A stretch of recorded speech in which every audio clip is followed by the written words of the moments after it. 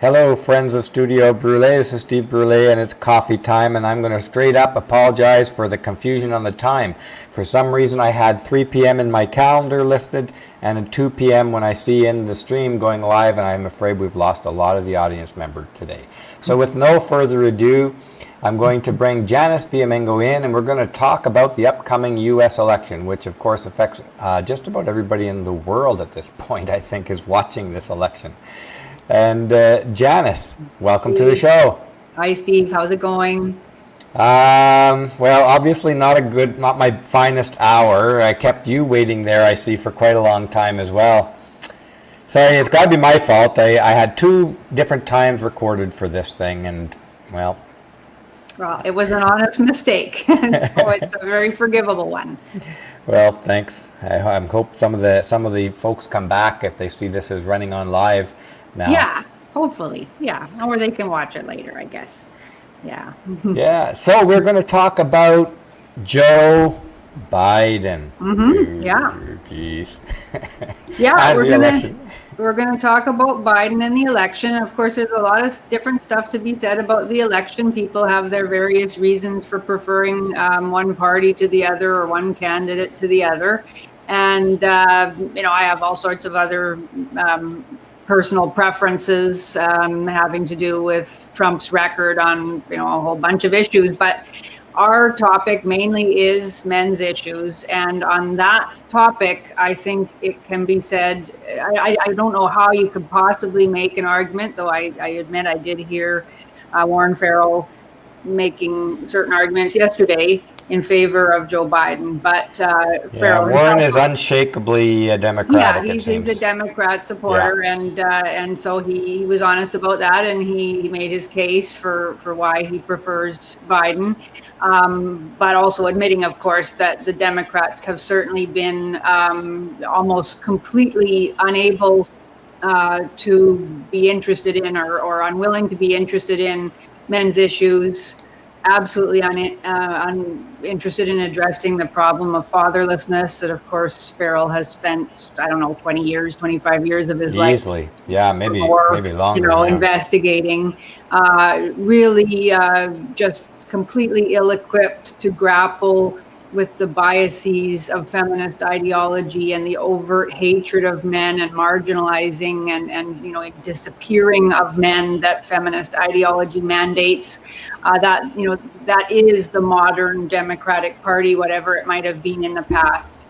And he himself said that Republicans have a better record. Trump, I think, is the only president in history who has actually expressed concern for young men today and the various perils that they face in terms of, false accusations, the climate on university campuses, and the general anti-male tenor of so much policy and indeed law in the United States. He's the only president that's willing to speak against that. I mean, I can't imagine a Biden presidency or a Biden-Harris coalition being interested in outlawing critical race theory. In fact, it would be the opposite. Wow. Critical race theory would continue to be taught, would continue to be pervaded in all sorts of areas. And Trump was the one man who had the guts to actually make an executive order outlawing it being taught to federal government contractors and in federal government agencies. That alone is huge.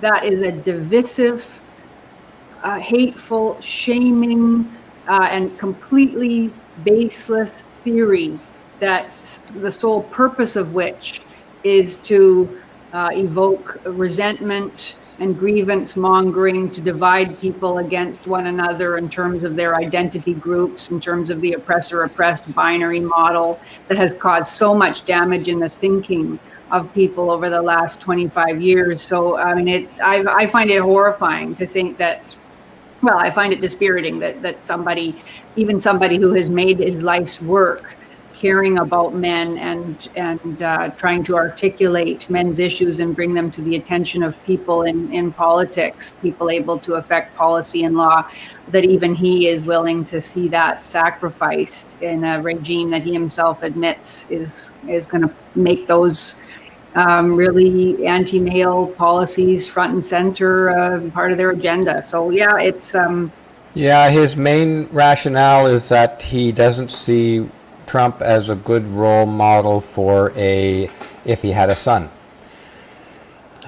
Whatever that means, That's based on many yeah. many media lies and misrepresentations about what Trump has ever actually said and done. Based on blustery and indeed not maybe his best performance in that first debate. The second debate performance was very different. And anyway, you don't choose a leader because he's a role model.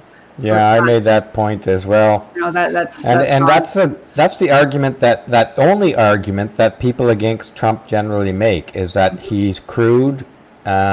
He comes across as crude and disrespectful at times. Yeah. Well, and I've heard people say things like maybe their number one that they hate about Trump is that he claimed that he boasted about grabbing women by the what. Yeah, that one hasn't come up in a while, eh? No, I've seen it. Have you seen it recently? Yeah, I've seen it mentioned recently. And, he didn't actually say that. He said something quite different, which was women, when you're a powerful man, women will allow you to do anything. He was expressing sort of incredulous. Yeah, maybe he was boasting to a friend in a private conversation many, many, many years ago.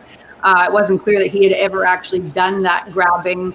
The idea was that this was the reality, that when you are very powerful, women throw themselves at you. They will let you do basically anything. Anybody who denies that, doesn't know anything about what power does to certain women. So he was simply stating a fact, and perhaps it was stated crudely. Perhaps he was boasting about his own sexual charisma in the arena of women. Who cares? I couldn't care less. Anyway, yeah, go on. What it highlights to me is that, Trump is probably being more honest than the rest of the politicians. I can guarantee. Do you think Bill Clinton had a clean mouth behind closed doors, or even Obama for that matter? Well, Obama was just a slick delivery of speeches. I don't. He's slick. But I never came under Obama's charm. I didn't find him rhetorically effective, but I know that a lot of people did. And I couldn't care less about that sort of thing. I want to see how this person enacts policy. I want to see what this person actually does as leader. I don't care whether the person is rough or crude in speech. And exactly as you say, and that wasn't a public speech anyway, but as you say, he is more honest and blunt. There are a whole bunch of cultural reasons why at this particular moment that appeals to a huge segment of the American populace because of identity politics, because of political correctness, because of the way we're shamed for saying one thing wrong. That doesn't mean, of course, that all crudeness in speech can be justified, but I really don't care. I can't believe that someone would make a decision about this very important election on the basis of that. And talk about role models. Joe Biden, has he ever watched the various video compilations of Joe Biden essentially mauling little girls and indeed little boys at various swearing-in ceremonies, and all the strange, the nose rubbing, the touching, the inappropriate touching, the hair sniffing, and everything else that women have complained about. I did do a video defending him from those charges. I don't know that he does those things deliberately or consciously. I don't think he intends necessarily to make women uncomfortable. He obviously doesn't see it as sexual harassment. But which would you rather have? Somebody who is occasionally crude in speech, or somebody who is constantly touching little girls and women and indeed boys and men in ways that they're not comfortable with? So it's nonsense to make that distinction about role models. And also this idea of his crudeness, Trump's somehow overshadows 4 peace deals in one of the most war-torn or conflicting areas of the world. And the other issue is this COVID-19 thing. Did you notice that? Everybody knows that the mainstream media is covering for Biden. There was that article out entitled "Saving Private Biden." Did you read that one? I think it was the Wall Street Journal. It's actually quite good. A scathing indictment of the media. But New York Times just, I think, day before yesterday, or the day before yesterday, came out with an article with the title 500,000 new COVID-19 cases, as if this is a hysterical disaster that's just going to kill just about every American just before the election. 500,000 new cases. Of course, they're exaggerated cases. And they blame it on Trump. Mm-hmm. And all of this, I'm convinced, is to deflect public attention away from the fact that this is the only president in my lifetime that has struck such important peace deals. Yeah. And put a new woman on the Supreme Court, successfully put that on. And they're deflecting from the fact that the Democrats are embarrassing the hell out of themselves with their criticism of Amy... Coney Barrett. Barrett, yes. Yeah, no, I know. So there's so it's many. Embarrassing. Yeah, it's just ridiculous. And I know that Dr. Farrell mentioned the COVID-19 crisis as something that he was concerned about. Well, of course, everybody is concerned about it to a certain extent. But the idea that we want to go into lockdown for the next year. Another year, that's right. They're talking about that. Is that the solution? That's what they're doing all across Europe. They have mask mandates that are very rigorously enforced. So draconian. They're confining people to their homes.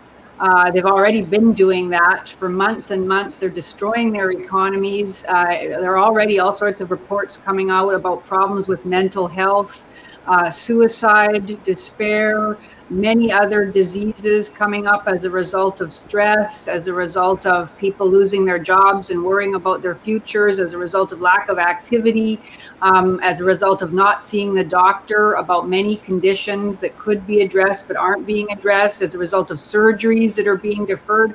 I mean, it is a physical health disaster. The response to COVID-19, we don't know how many, millions of people are going to have their quality of life reduced, or in fact are going to die as a result of various knock-on effects of these lockdown policies. That doesn't get the attention that it deserved.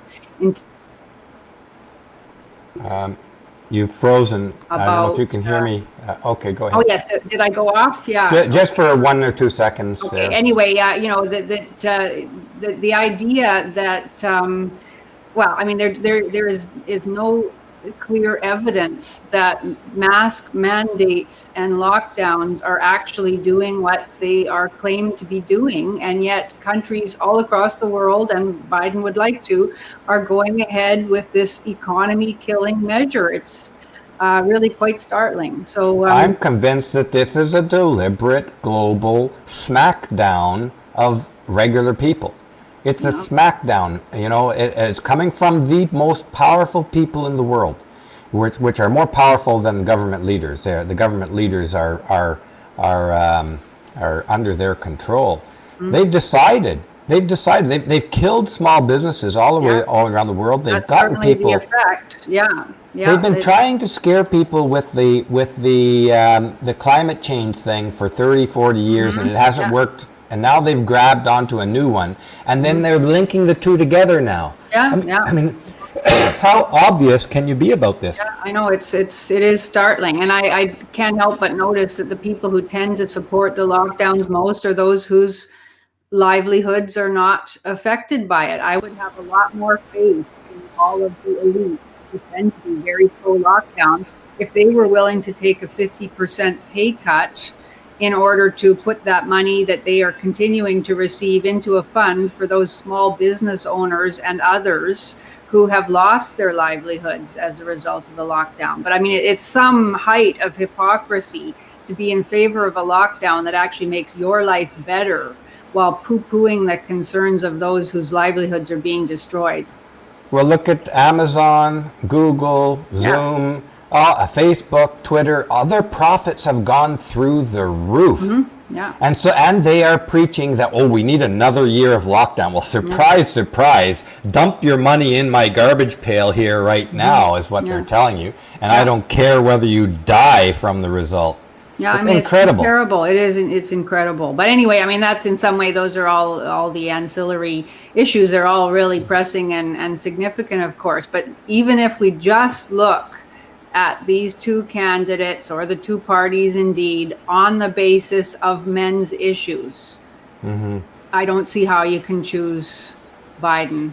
I mean, Biden or any Democratic candidate. Democrat. The other point I was going to raise when you were talking about Trump's work bringing peace to the Middle East, he's also kept America out of new wars, which means that he has saved many lives and prevented many men from being wounded, hideously disfigured in war. And that is something really significant as well.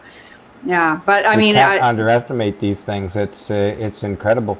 Yeah. The Democrat Party, and I've been saying this for some time now, it really is better named or better identified as the Feminist Party of the United States. Because it is purely, all of its policies are socialist, feminist, radical feminist style policies. All the feminist groups fully support the Democrat Party and purely hate the Republicans.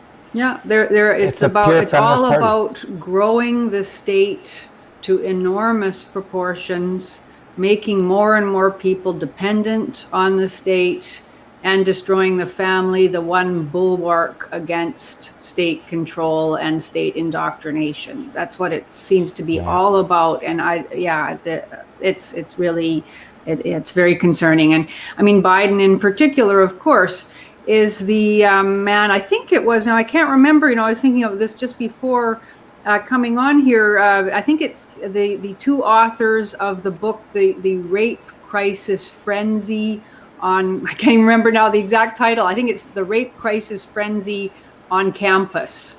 I could have. Is there another frenzy? Well, yeah. You know which book I mean? Many.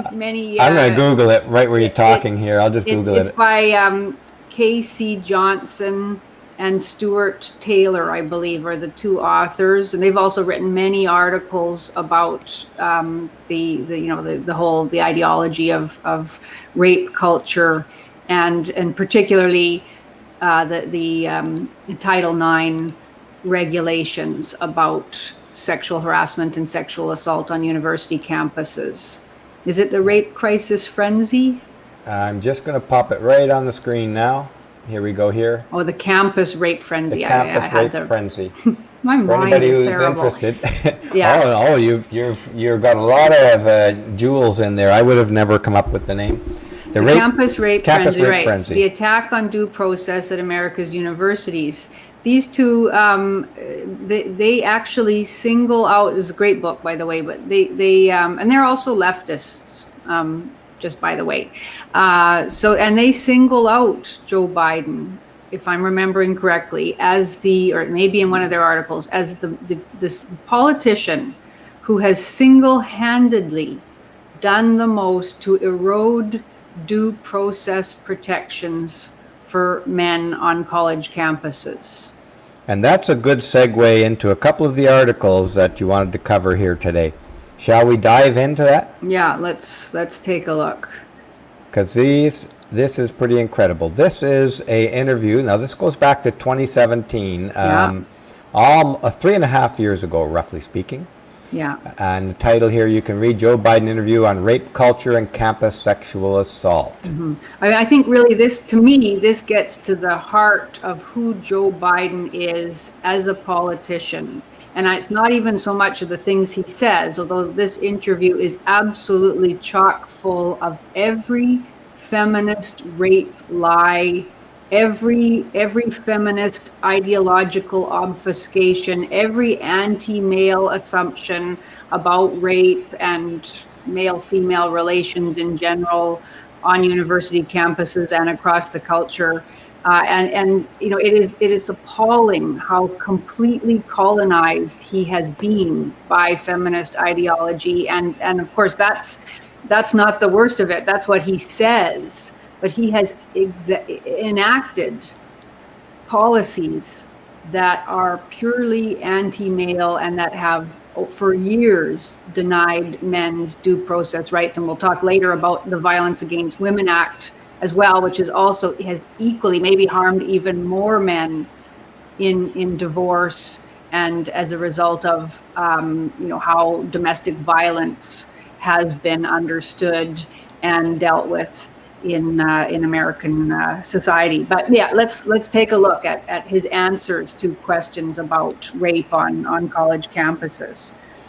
First of all, this is the woman who wrote the article I forget the name of the journal, but in any case, here is Friendly Joe. Yeah, so she starts off. We don't need to read her introduction of Joe Biden. I actually think it's pretty worth reading to remind you. Okay. Shall I read this because Sure, it's sure, just so outrageous. Okay. Okay, I'll read it real quickly. There are a lot of reasons to love former Vice President Joe Biden. He's had a long and storied political career. He's one of the leaders of the government fight against cancer. Then there's his love of ice cream. Yippee. His kind demeanor. Things that you could say, obviously. Fight against cancer. Oh yeah, really? And charming finger point. I don't even know what that means. Cancer. Oh, that's really something. Eh? Yeah. Yeah, if you look at the link, it's to a nothing. It's to some sort of task force that will bring different groups together to increase communication about fighting cancer. I mean, it's not even worth following up, but that's all she could come up with. Yeah. Oh, yeah, I just called the leader here. It's just really an article about Biden outlining steps to pursue post-Obama cancer moonshot. Yeah. It's nothing. It's nothing. But anyways, yeah. Uncle Joe, and of course there were those memes. I don't know if I'm going to go into those memes. No, if you weren't convinced he was a national treasure before, President Obama called then Vice President Biden the best vice president America's ever had. Yeah. Whatever.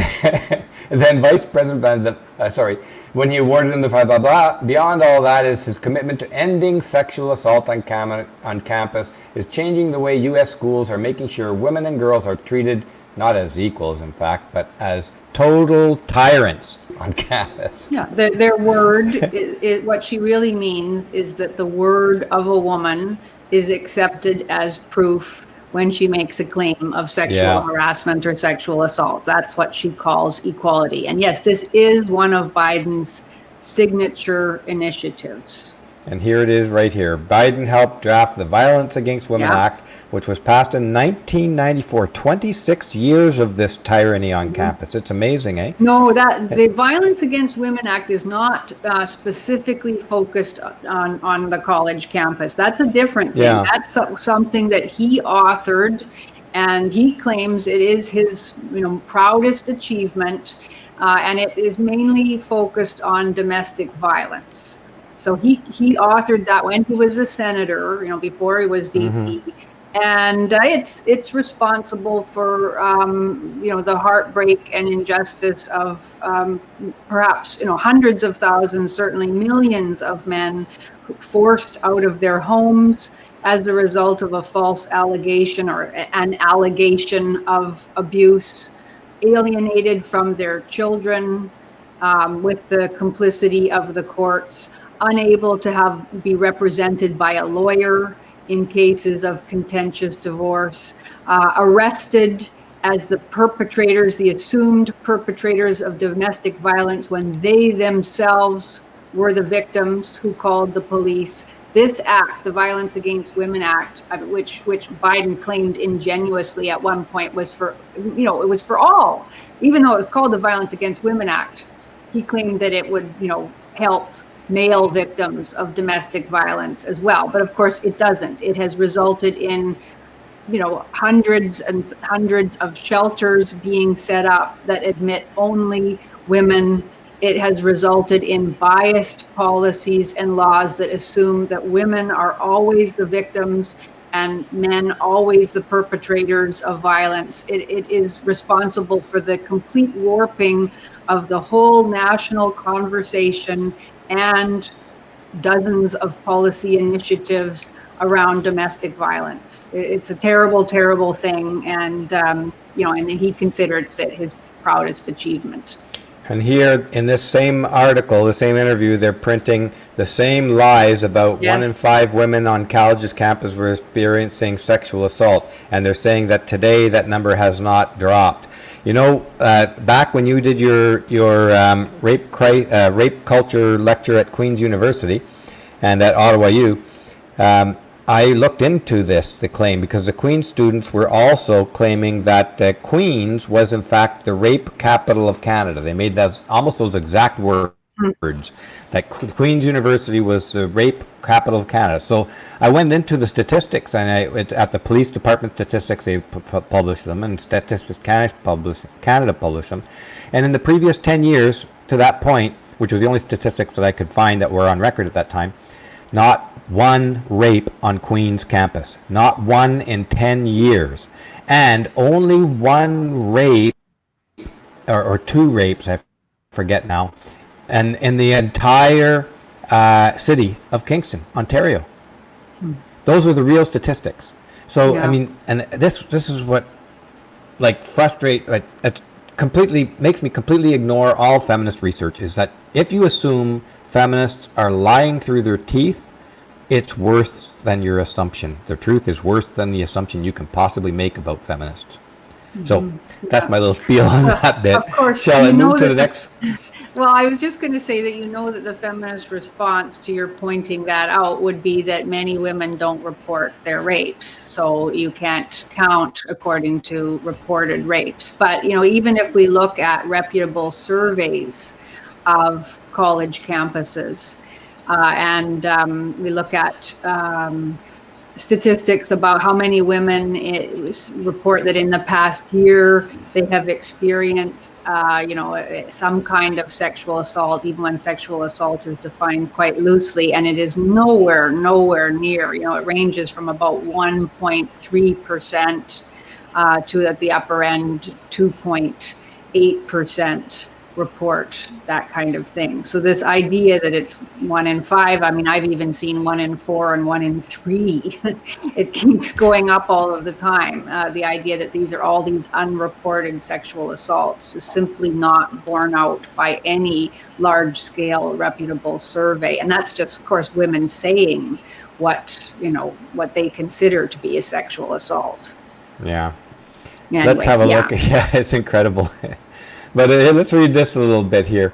She's claiming here in this article, the major reason why women, this is Biden's claim here. Yeah. The major reason why women drop out of college when they're a freshman is because of sexual assault, not their grades, sexual assault.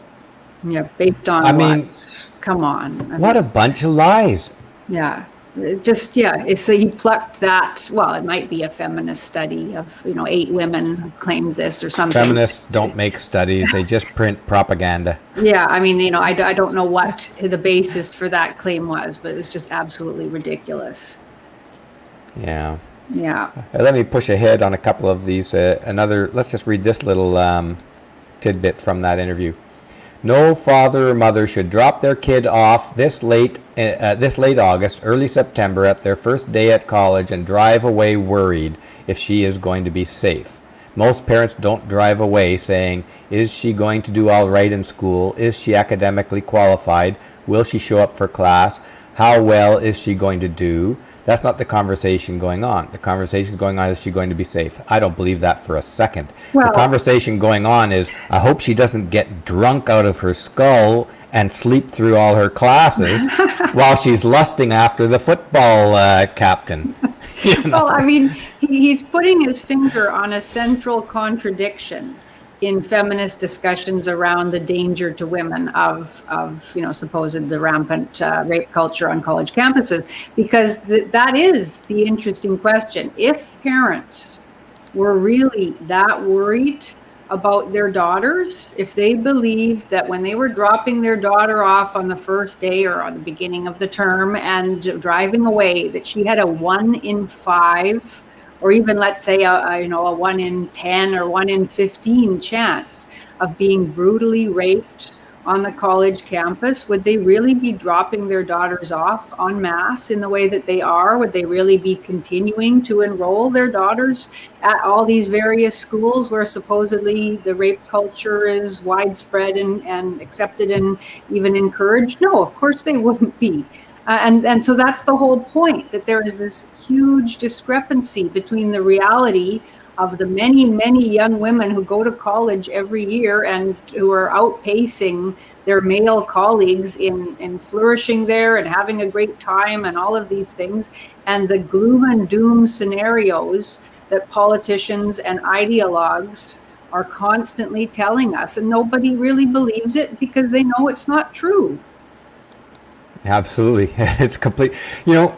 Years ago, I remember hearing the statistic on breast cancer, and when they were doing the fundraising for breast cancer research, which is a serious issue, I don't dispute that at all. They used to prop this number out: 1 in 9 women get breast cancer, and I thought, wow, that is a lot. And I know quite a number of women, even in my family, as cousins and cousins, uncles, and that immediate kind of family. I probably know 20 women. It's a pretty large family, 7 kids each, and when you get more extent from that, there's probably 100 or more second relatives. Not one of them got breast cancer. So I started thinking about my female friends, and friends of my parents. Not one of them had breast cancer. If this is like a litmus test. If something that dramatic is true, you ought to see it in your own life. It should show its head in your own life. If 1 in 3 or even 1 in 5 women are getting sexually assaulted on campus, and if you were going to use a reasonable test of sexual assault, not like, oh, he brushed his hand on my back of my butt, that's sexual assault, right? But Yeah. use it reasonable. I should know quite a lot of women who've been sexually assaulted by men, but I don't know any. I do know one. I did meet one in my life. And I'm sure they're out there, and it's terrible. But it's just not 1 in 5 or 1 in 3. Yeah, well, that's the thing. And again, the feminist fallback is always that, well, you don't know them, but you do know them because they don't speak about it. And, it all of these unfalsifiable claims are very convenient to the feminist narrative, but hard to believe that's certainly the case. Well, let me add this little bit on that, Janice. I'd be surprised if I know any guy who has not been punched by a woman or hit by a woman, especially as a teenager. When I was in school, women felt, young girls, felt perfectly within their rights to smack a guy, even without justification. They did. I don't know if it was like that where you went to school, but the boys didn't hit the women. But women, they had no problem, punching a guy. Of course, it didn't hurt all that much, but well, certainly, that I would say that the encouragement to women to be violent and to believe that it's their right to be violent and that men can't really be hurt by violence is even more widespread now than it was when we were growing up. And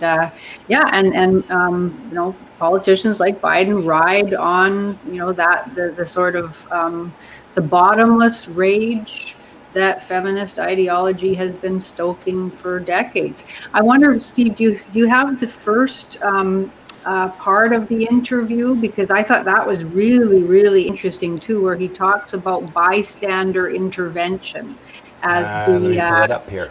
As one of his major solutions. He begins the interview by saying that they talked to all sorts of people about the problem of sexual assault on campus, and the response they got that he found most powerful was that men needed to be involved in the campaign to end sexual assault. And so he goes into this thing about how each individual man is responsible. If he sees something, he's responsible to intervene, and if he does not intervene, according to Biden, he's a coward. I found this the most chilling part of the interview. Right about here, I think. Yeah, right after that. Let's just read the next part. So this is supposedly the solution that he'd never considered before. Oh, let's get men involved. It's on us. It's on us campaign. And that was a Biden Obama, initiative where they went around and had rallies and had poster campaigns, etc., about how men are responsible for, ending sexual assault by speaking out against it whenever they hear locker room talk, whenever they hear their friends talking about how they've forced women, they are to say, hey, that's not okay, man, and to actually literally physically intervene if they see something. Shall I read this little bit?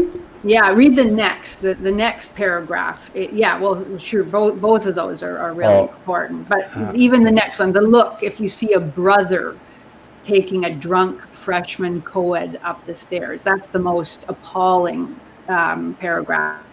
Okay. If you see a brother taking a drunk freshman co-ed up the stairs to his room and you do nothing, you're a coward. You are a coward. You have an obligation to step up. You know that she's not able to give consent. And so I went on campuses. We put together this program, and the more than 400,000 people have signed the pledge to intervene. That's how you change attitudes. Get a critical mass of people beginning to speak out so that the attacker or the bystander is the pariah, not the woman being assaulted, whether she's drunk or sober. Do you know, I've never seen a man carrying a drunk woman up to his room in my life. Never, not once. I mean, that's it. I mean, the anti-male assumption here is appalling, and it's chilling to think that this is a man who was responsible for legislation about how claims of sexual assault and sexual harassment were to be handled on university campuses across the country. Because it's this is nonsense. Men do not. I mean, it's just ridiculous. It paints a picture of male sexual brutality as absolutely normalized. But of course, this is purely the feminist projection. Absolutely normalized, condoned, accepted. Look there, there's Fred hauling poor Jane, who's passed out drunk. He's hauling her up the stairs, taking her to his dorm room, and we all know what he's going to do. Ha ha ha, good for him. We don't care about her. I mean, this couldn't be further from the truth. This has never been the truth of how young men regard other young women in general. I know that the young men that I grew up with did not have this attitude. Does the attitude exist? Maybe amongst a tiny minority, but the notion that this is widespread it's a calumny. It's a really hateful, horrible assumption. And then to base on that the idea that in order for a young man not to be this horrible person, this coward, this person who is complicit in the dehumanization and the sexual degradation of women, in order not to fall into that category of those that Biden reviles, men are supposed to intervene when they see anything that looks dubious. So he's essentially telling men that in order to be regarded as decent human beings, they have to put themselves in harm's way, even when what they see is not the commission of a crime, but just might potentially lead to a crime. And they are to go over, if they see two drunk people on a college campus having a good time and heading off maybe to one of their dorm rooms or something, they're supposed to intervene. Yeah. I mean, it's ridiculous. So he's supposed to go up to some big football player and start lecturing him about affirmative consent and potentially get beaten, or even maybe in some rare cases seriously harmed or killed, merely so that he's upholding some pledge of feminist rectitude. It's just a ridiculous slur on men everywhere, and it is also very, very dangerous advice. Yeah. And it's assuming that all men are apt to do just that, and that every man has to be on watch out because it's so common. Yeah. It's ridiculous. Yeah. Can we read a couple more paragraphs? I mean, I don't want to bore people by reading too much of it, but to me it is just astounding, and it is every single feminist myth that puts men in the position that no matter what they did, they can never defend themselves against a charge of sexual assault. He goes through the whole affirmative consent nonsense, that you have to ask the girl every 5 or 10 minutes. You have to ask her at every stage of the sexual encounter, as if women are so, I don't know what they can't ever say no or indicate in some way. This next little bit. It's the paragraph just before. The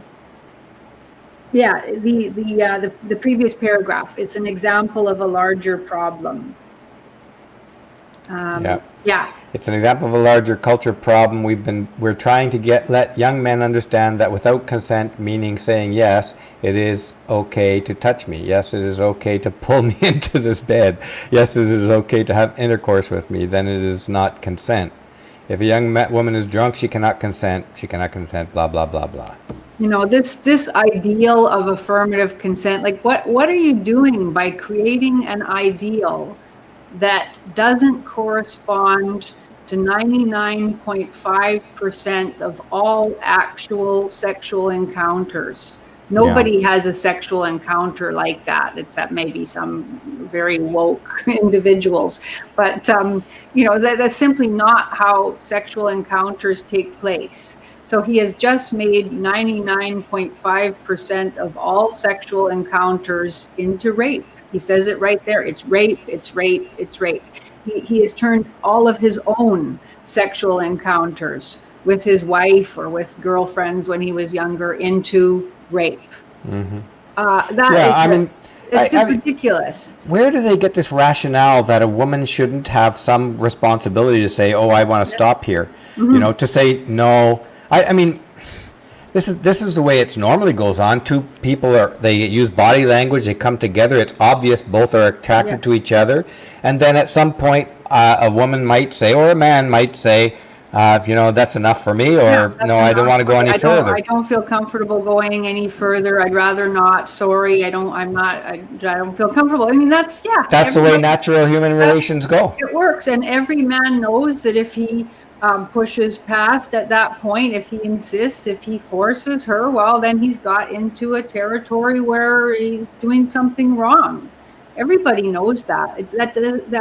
This notion that you have to keep asking and getting a yes, it's not how intimacy works. Women don't want that. Men don't want to have to do, well, men might be willing to do it. I think most women would not like that. It's actually kind of uncomfortable. It is, yeah. Strange and forced and awkward.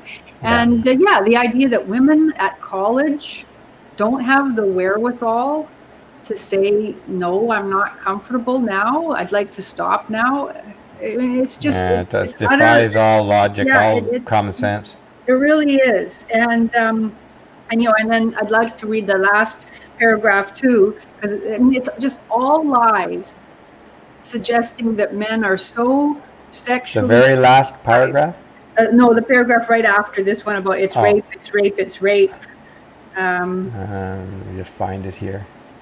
If a young woman is drunk, he says she cannot consent. And it's rape, it's rape, it's rape. I want them to see because it's clear what the subtext is. I don't know what he's talking about, the subtext. And then the next paragraph, I've had young men on campuses say to me, I've never thought of it that way. I've never thought of that way. As long as she wasn't screaming and kicking me and yelling help, and it was probably okay. It's not okay. It's not okay unless you can affirmatively consent. Well, okay. Let's call bullshit. This is obviously no man said that. Yeah, exactly. Never said that to him. Nobody. No. Yeah.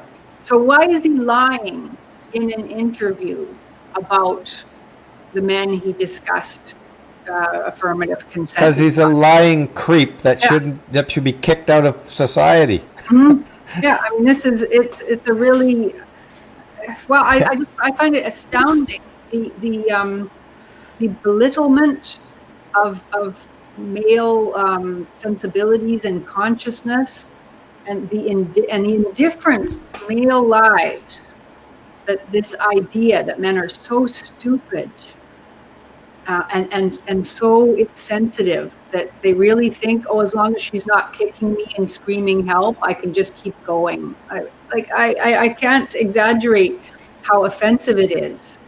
And in fact, I mean, and if he had just said this stuff, and there, the whole interview is filled with these kinds of lies, about how men supposedly are culturally enculturated to believe that, if they kiss a woman and if she pulls away, that they should then, force her.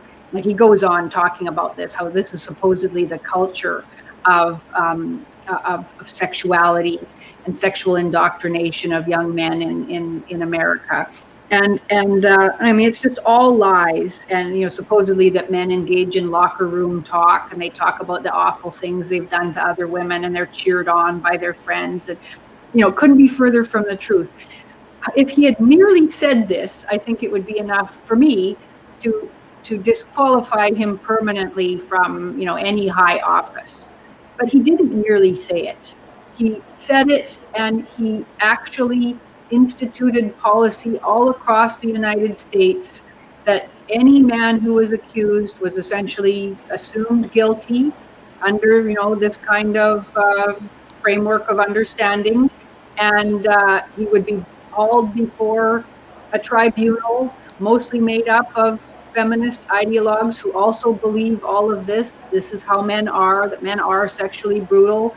And, and that they sometimes wouldn't even know the specific charge that had been made against them. They had to appear before a tribunal and defend themselves against, what they didn't even know, that they couldn't have lawyers present. They couldn't cross-examine their accuser.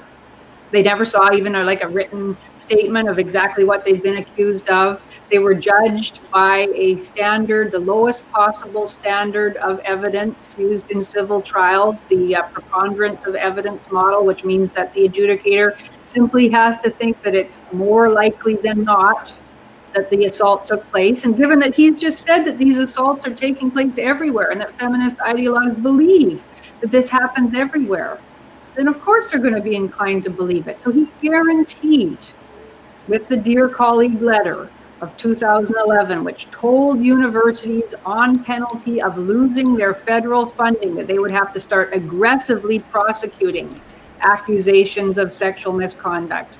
He was responsible for that. I mean, he should never be forgiven for that unless he's willing to admit that it was wrong.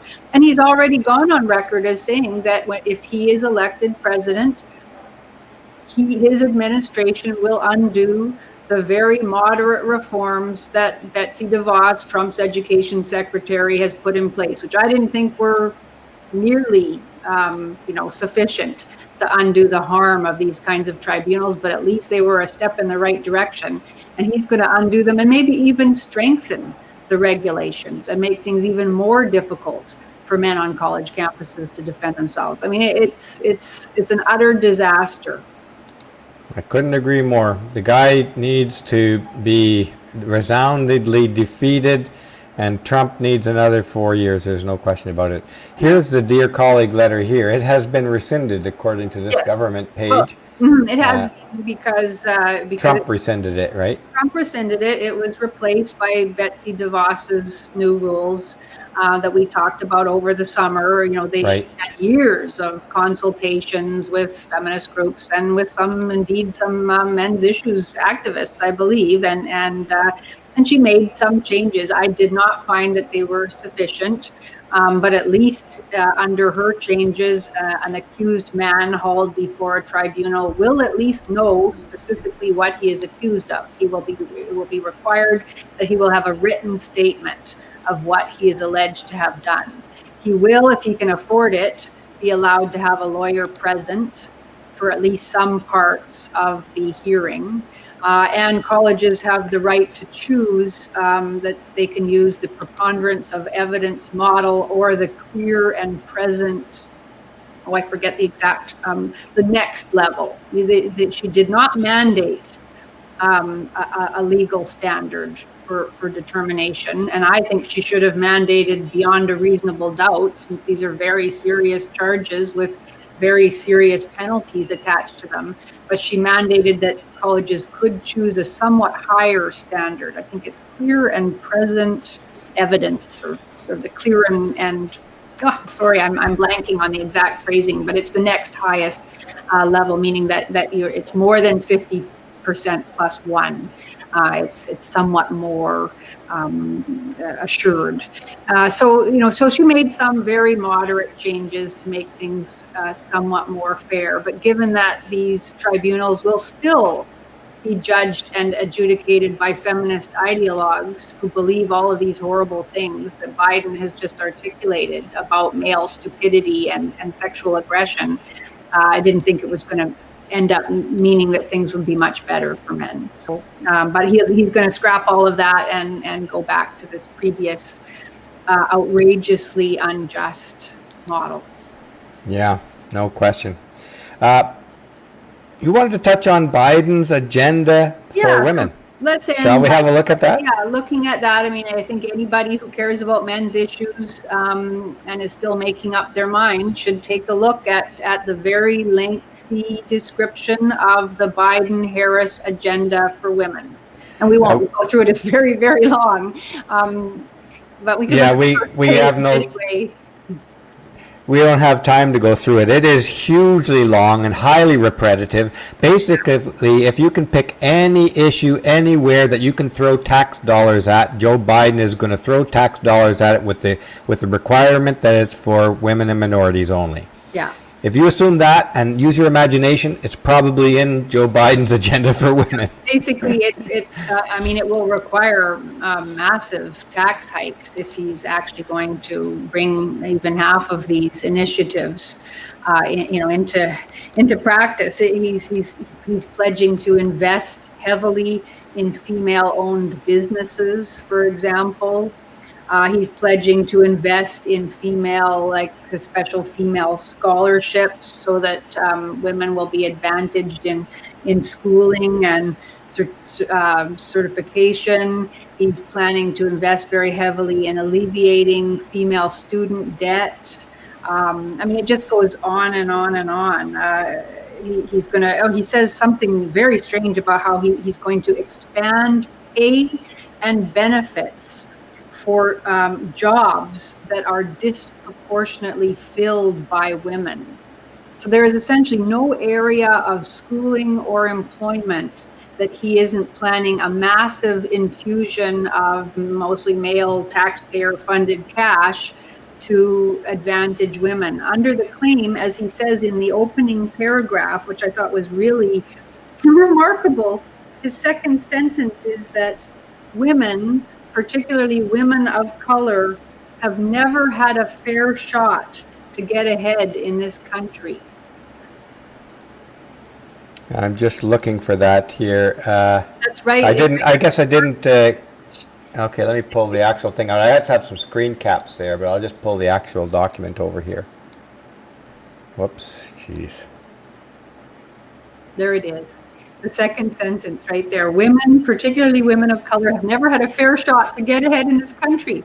Well, he was like Trump is constantly repeating. He's been in politics for how many? 47 years. 7 years. He was the vice president for 8 of those years. How can he now turn around and say that women have never had a fair shot to get ahead in the country? So is he saying that his own policies made it impossible for women to have a fair shot? I mean, it's just, it's crazy making self-contradiction. But, and essentially the whole thing, I mean, we don't need to read through it because it's, we can guess so much of what it involves, but it's just I'm just going to screen do a slideshow of some captures. People can get some headlines off of this as you talk, Janice. Yeah. So you'll get a sense of just the incredible amount of goodies are being spent on purchasing the female vote here. Yeah. Look at that last bullet point there. Protect and empower women around the world. Yeah. In other words, he's going to send massive infusions of cash to various UN agencies and NGOs that are putting into practice a feminist agenda. I talked about this in my presentation at the 21 convention, that there's a reason why, and I get into that in that video, why the elite of the world, and the U.S. government is controlled by the elite for the most part, are spending so much money on feminism globally, and Biden here, true to form for the Feminist Party of the U.S., is going to ramp up the spending even further. Yeah, exactly. I thought this paragraph was very interesting too. No, actually, it's the paragraph right before that. I don't know if you screen captured that one, where he talks about how he's going to start right away on day one of his administration He's going to make sure that his political appointees, that's it.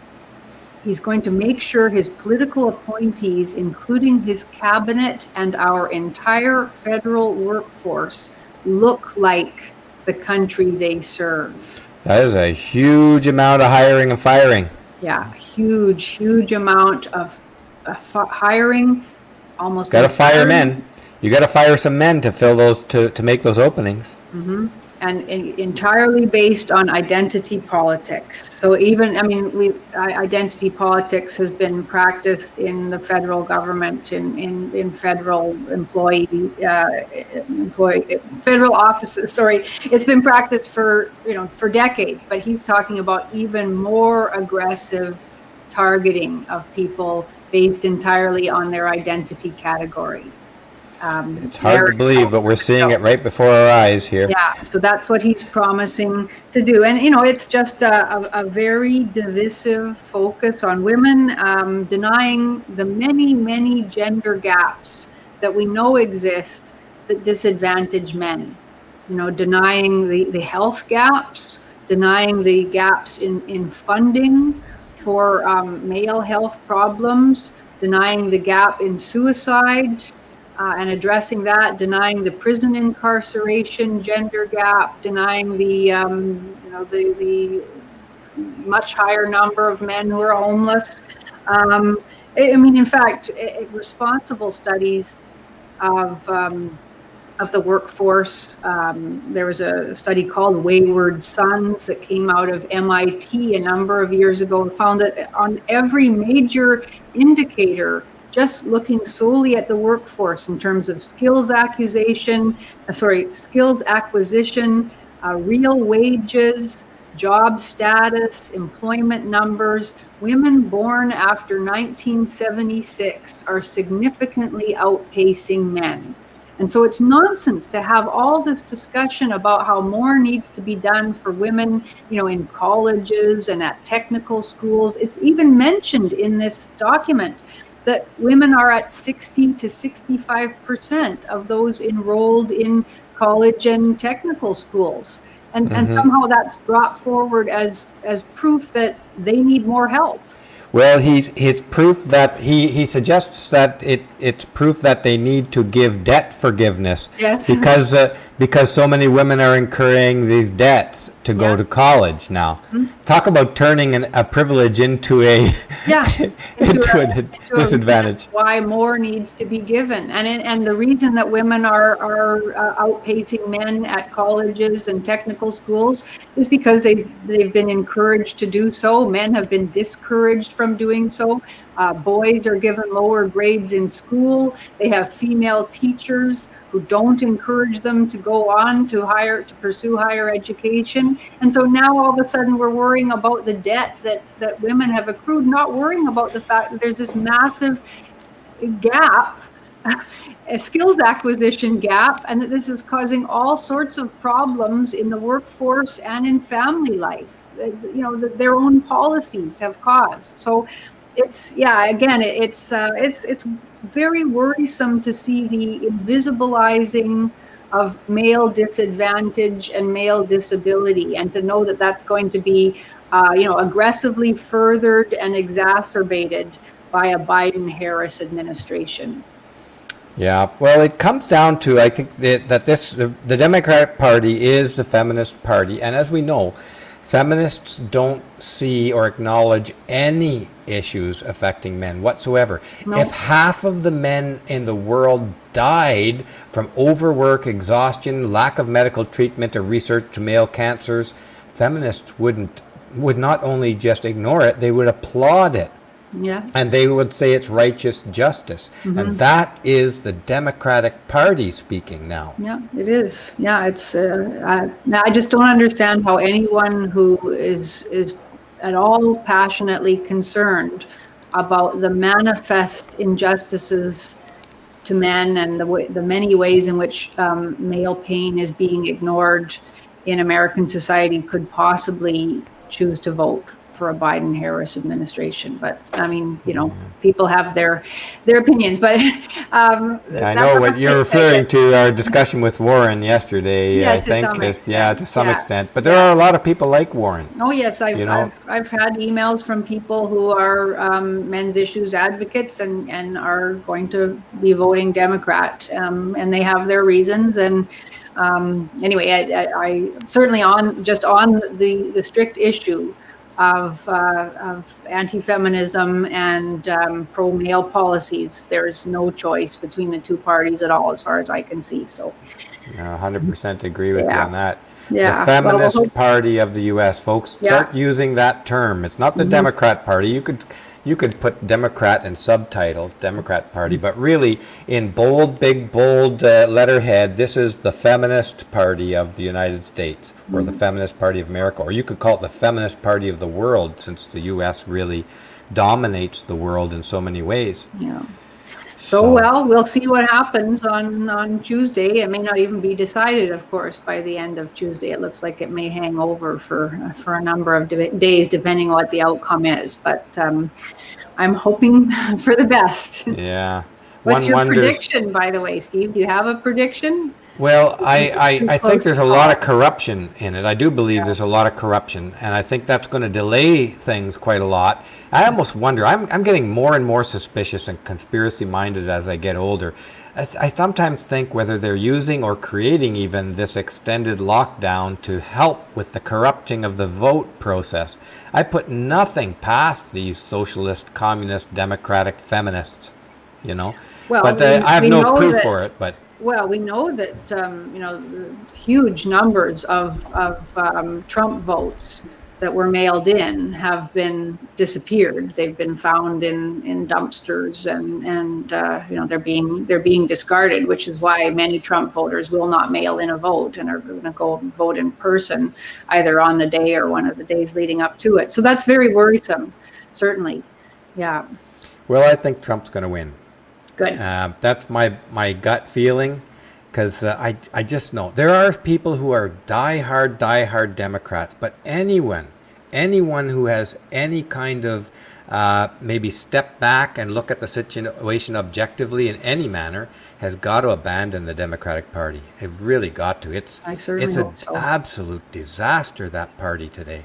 Yeah, there's certainly a lot more enthusiasm for Trump and for the Republican Party. I mean, I just don't see how you can simply look at the rallies, look at the numbers. Okay, I mean, Biden's practicing social distancing, but he simply doesn't have the support. And even if you look at like to dislike ratios on the videos of rallies and speeches themselves, if you look at the comments, the number of pro-Trump comments, I don't see how it can actually be even close. Yeah, I agree. You know what my biggest hope for is in the not season 2 of Not My President, is that under Trump, is that he beats down big tech and splits them into pieces, and finds them in whatever tool he has in the law to punish them. I hope he punishes them brutally for their put as many of them in jail as they can, break the companies up, and fine them into the ground. Their behavior over this last 4 years has been absolutely inexcusable. Despicable. Yeah. Inexcusable. Yeah, I agree. And he is talking about that. So I hope he will have the term in which to pursue that. Right into the ground. Punish them mercilessly, because they have been merciless on free speech and a number of other issues. Yeah. Election interference. Yeah. Treason with foreign countries. Yeah. Yeah, I know. I couldn't agree more. Okay, well. Well, thank you for joining us, Janice, for this Coffee with Steve. And thanks, folks. I apologize again for being an hour late on this. I got a confusion in my times with 2 different times popping up on calendar and then the schedule. So hopefully I'll try make sure not to happen again. And Janice, thanks again for your always well appreciated insights. Thank you. Nice to talk to you, Steve. Great to talk to you too. And folks, don't forget to do something you love every day. And if you don't have something you love, find it, because this is your life every day. Get some enjoyment out of it, no matter how bleak things might look. And until that, we'll see you next Tuesday with Erin Pizzi. Excellent. Yes, I'm looking forward to a conversation with her. I haven't spoken to her online for years now. Fantastic. That'll be really good. She's one of my great heroes. Great, and hopefully we'll get all of you and Warren and Erin on the show together, all four of us, nice. one of these issues, one of these coffee breaks. Great. Okay, and with that, folks, see you next week. Take care. Bye-bye. Bye.